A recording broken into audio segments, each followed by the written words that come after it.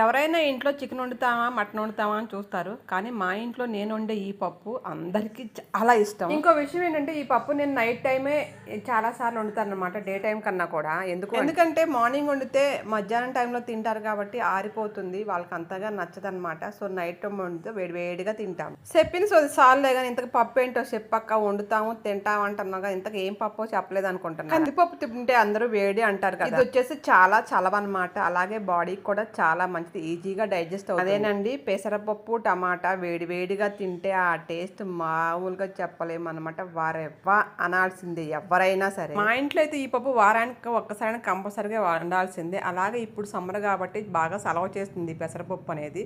చాలా అంటే చాలా ఈజీగా కూడా మనం వండొచ్చు అనమాట. దీంట్లో నెయ్యి వేసుకొని తింటే టేస్ట్ మామూలుగా ఉండదు. సో వీడియో నచ్చితే ప్లీజ్ లైక్ చేసి షేర్ చేసి కామెంట్ చేయండి ఫ్రెండ్స్. చూసారా, వేడి వేడి పెసరపప్పు టమాటో నెయ్యి కాంబినేషన్ ఇంకెక్కడైనా ఉంటుంది.